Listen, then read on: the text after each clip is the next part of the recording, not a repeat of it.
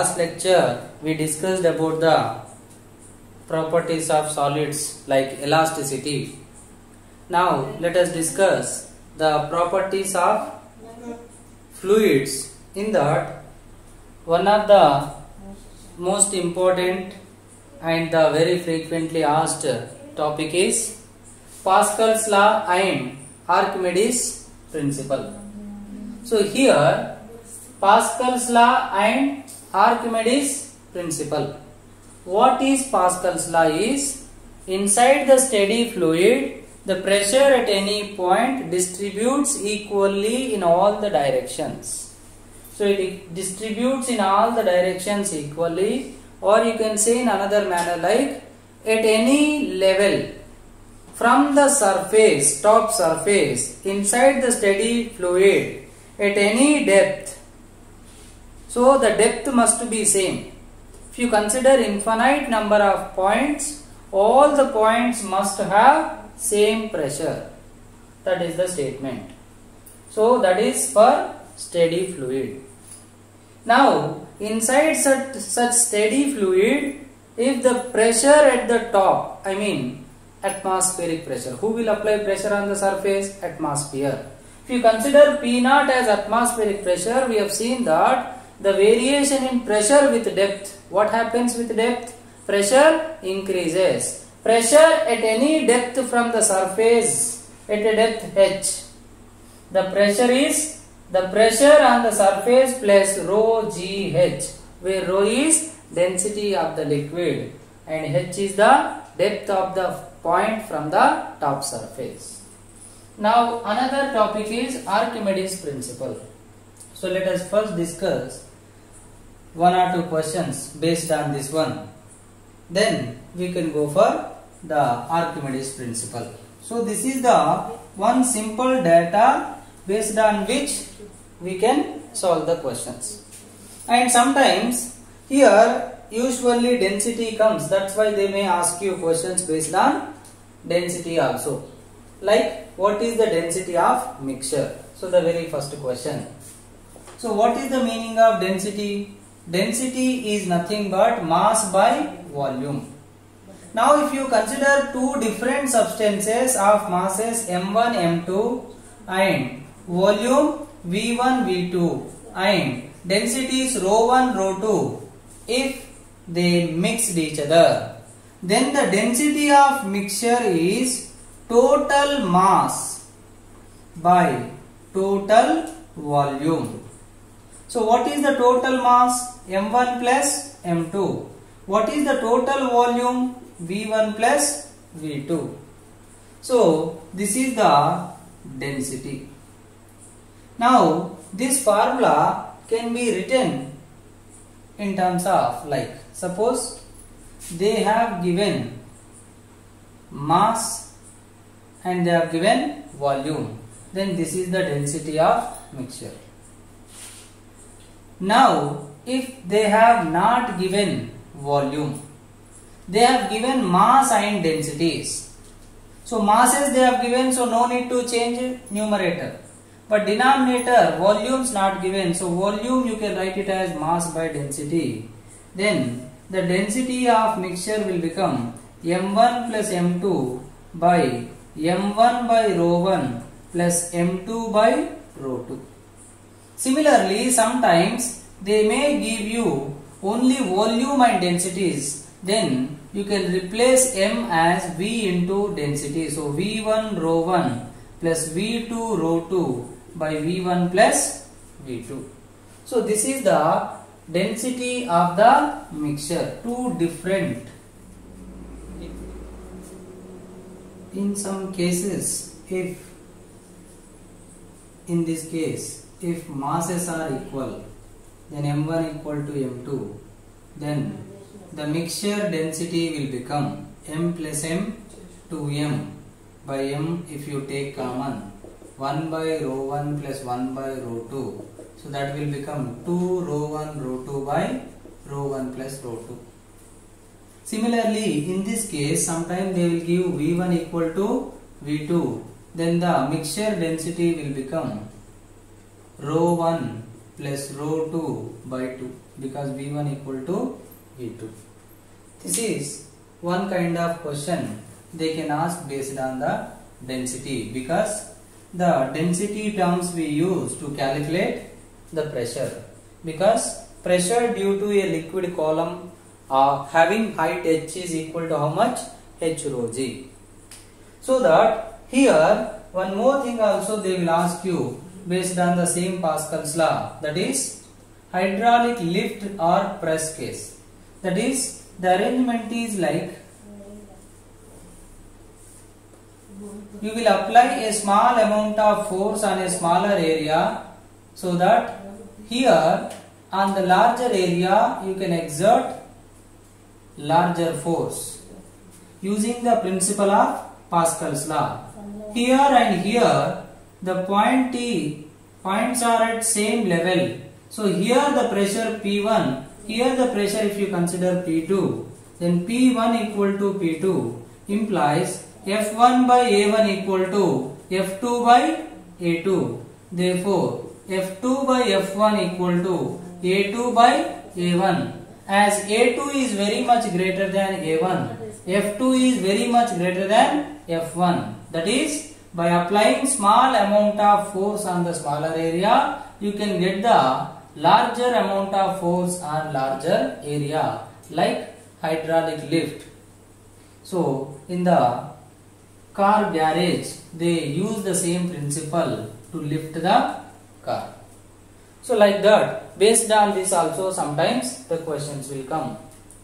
Even hydraulic brakes also works based on the same principle. Now, one more question let us consider based on the same Pascal's law.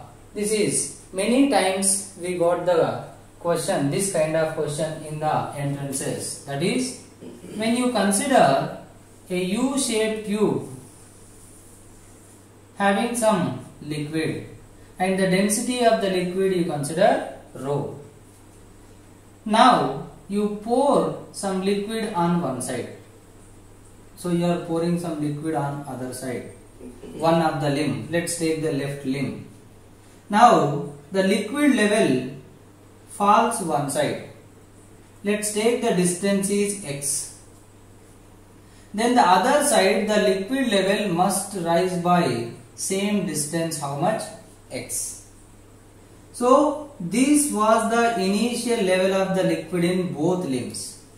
Now this is the level of liquid, first liquid in the left limb, and this is the level of first liquid in the right limb. Now if you consider this point as A and the same level point on the other limb as B, then this is x, means this is also x. But this and these points are both are at same level inside this liquid. Then pressure at A must be equal to pressure at B according to Pascal's law. So here both limbs are open to atmosphere. So on top the pressure is P0. So here pressure will become pressure inside the liquid at any depth. So what is this depth? Let's take the length of the liquid poured in left limb. Then here pressure will become P0 plus height is L and density let's take rho dash G equal to. Here pressure is P0 plus height is 2x, density of the liquid is rho into G. P0 cancel, G also will get cancel. So L rho dash equal to 2x rho, or else x equal to L rho dash by 2 rho.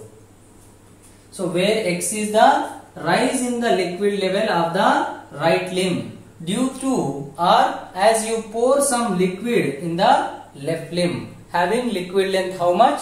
L. So this kind of questions they'll ask based on the Pascal's law. So Pascal's law, like variation of depth here, variation in pressure with depth, and sometimes hydraulic lift and hydraulic press applications, and another time they may ask the question based on density. Now the other thing is Archimedes principle. You can get the question based on Archimedes principle directly, or application of Archimedes principle also will be used in different cases like effect of buoyancy on electrostatic force and effect of buoyancy in simple harmonic motion, like the different chapters also you will study. That's why it is one of the important topic. So in a simplest way, let us try to understand what is Archimedes principle. So what is the Archimedes principle says is, it's about when a solid immersed in liquid, then the amount of liquid get displaced is equal to the weight loss of the body, or the loss of weight in the solid body immersed inside the liquid is equal to the weight of the liquid got displaced. Suppose you take one simple experiment, like you take a beaker full of water and you dip one solid, then the liquid will overflow. Whatever liquid overflown, you take it in another container and you measure the volume, and the corresponding weight of the liquid displaced is equal to this one. The loss in weight means the every body has some apparent weight inside the liquid. There is a true weight, that is mg, but when you immerse in the liquid, the weight decreases by some amount. So the difference W minus W dash is called upthrust. So that means the conclusion is, when you immerse a solid body inside the liquid, it experiences an upward force or upthrust, which is equal to the loss of weight or the weight of the liquid displaced. But the volume of the liquid displaced is equal to the volume of the solid body occupied. That's why the buoyancy force is nothing but weight of the liquid displaced. Weight means mass into G. Mass of the liquid means volume of the liquid displaced. But volume of the liquid displaced equal to volume of the body inside the liquid. So V inside times the density of the liquid times G. That is what the formula for force of buoyancy or upthrust experienced by any solid body immersed in liquid. Now here what kind of questions will come based on this one is whether the body will float or sink. If the body completely immersed, then the buoyancy force is equal to V sigma G and the weight of the body is V rho G. If B is exactly equal to W, then sigma equal to rho. Of course this is not possible in practicality because different substances have different densities. But if this is possible in any case, then if this is the liquid surface, then the body just immerses and floats. So the total volume is inside, but it will not sink, it will float. That is the case when both densities are equal. If the density of the substance is greater, then the body will sink like stone in water. If the density of the liquid is greater than density of the substance, like thermocol and water, then as thermocol is very light, it will float because the upthrust is now greater than the downward, the weight of the body.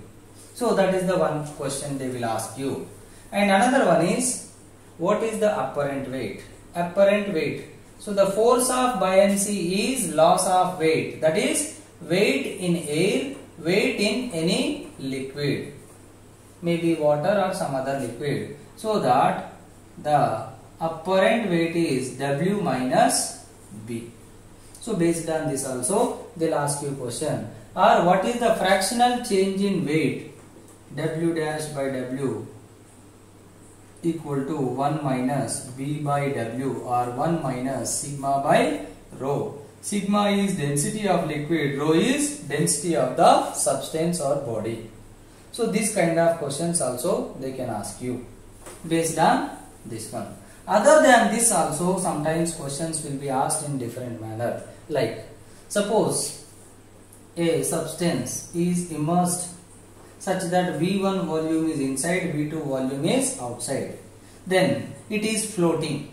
Floating means what? The upward buoyancy must be balanced by downward weight, so that the resultant force 0, then it is in equilibrium, floating. Now B equal to W. B means what I said? Total volume of the substance inside, not total volume of the body.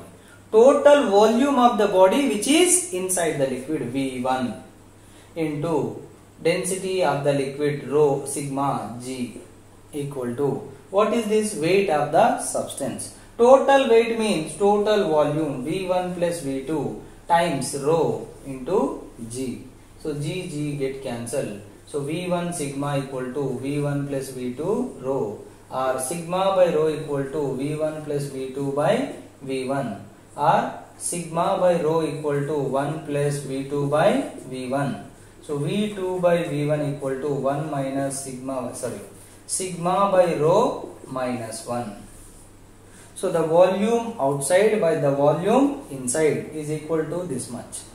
Or else, if this is the total volume by volume inside is sigma by rho, then the fraction of volume which is inside is equal to rho by sigma. So this way you can calculate the volume inside, and volume outside will become what? Total minus volume inside. So based on this, like fraction of volume inside, fraction of volume outside, also they can ask you the questions. And let us consider one more thing, like here you take a case. We can find the relative density of a body, and you can find the relative density of a liquid using the same Archimedes principle. So what is the method is to find the relative density of body substance. First, what is the definition of relative density? What is the definition of relative density? Density of substance by density of water. Density of any substance by density of water. Now you have to find this ratio. Now what I will do is density. So I will multiply with G and I will divide with G. Then I will take it as, I will multiply with volume V rho G. So V rho Wg. If the total volume of the substance is inside, then V rho G is called weight of the substance, and V rho Wg are means what? If the total volume of V immersed in water, then this is the amount of buoyancy force, nothing but B. Then relative density will become W by B, or W by, what is B I said? W minus W dash. What is W dash? Apparent weight. Apparent weight means what? The weight which appears to be measured in liquid. Which liquid? Here water. So this is the weight in air, this is the weight in liquid. So that ratio is called what? Relative density of the substance. Now similarly you take the apparent weight, that is nothing, the force of buoyancy in water, you take it as, so W minus W dash. Now force of buoyancy in another liquid, what it will become? W minus W liquid. So the difference between true weight and the apparent weight in liquid is equal to buoyancy force. Now first you take the substance and measure the buoyancy in water. Then you take the same substance and measure the buoyancy in some other liquid. Then BL by BW equal to W minus WL by W minus W dash. W is weight in A. WL is weight in liquid. W dash is weight in A. Now B in liquid, that is volume into density of liquid into G. Now B in water is volume into density of water into G. These two cancel. Then density of liquid by density of water is nothing but what? Relative density. So relative density for liquid. So this is the formula for what? Relative density of liquid. So they can ask you question based on relative density of liquid also. Relative density of substance, relative density of liquid. Now, other than this, so one more type of question, that is, what is the volume of the cavity? Let's take one body, anything having some cavity inside.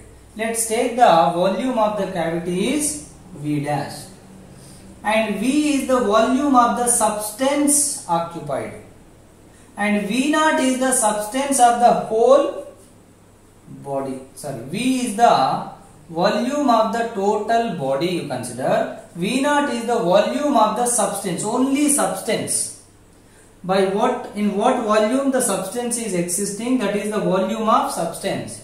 And V is the total volume occupied by body. Now, how to get V naught? So, V naught is only the volume occupied by substance. So, if you measure the weight of the body in air, you will not consider this air, because you are measuring in air. So, this does not affect, because cavity means what will be there? Air. So, volume means what? Mass by density. But if you take mg by rho g, then you can take it like weight in air by rho g. That is the volume of substance. This is substance volume. Now we want what is the volume of the total body. That how can you get it? That is force of buoyancy by sigma g. Because what is force of buoyancy? If you immerse the total body inside the liquid, force of buoyancy equal to volume, total volume, not substance volume, total volume inside times sigma, density of liquid, into g. So what is the total volume occupied? Force of buoyancy by sigma g. But what is force of buoyancy? W minus W dash by sigma g. Weight in air, weight in water by sigma g. Then you will get the volume of the total body. Then what is the volume of cavity? Cavity volume means this volume. This total is V, this is V naught, then this will become V minus V naught. So that is the formula for what? Volume of cavity. So this way they'll ask questions based on inside volume, outside volume, or cavity, or relative density. Any kind of question they can ask based on Archimedes principle. So hope you all understood the concept, how to apply Pascal's law and how to apply Archimedes principle. This is also one of the important topic, and as I told you, it also will be applicable in other chapters like simple harmonic motion and electrostatics and some other chapters while studying various concepts. So let us continue our lecture in the next session. So thank you so much.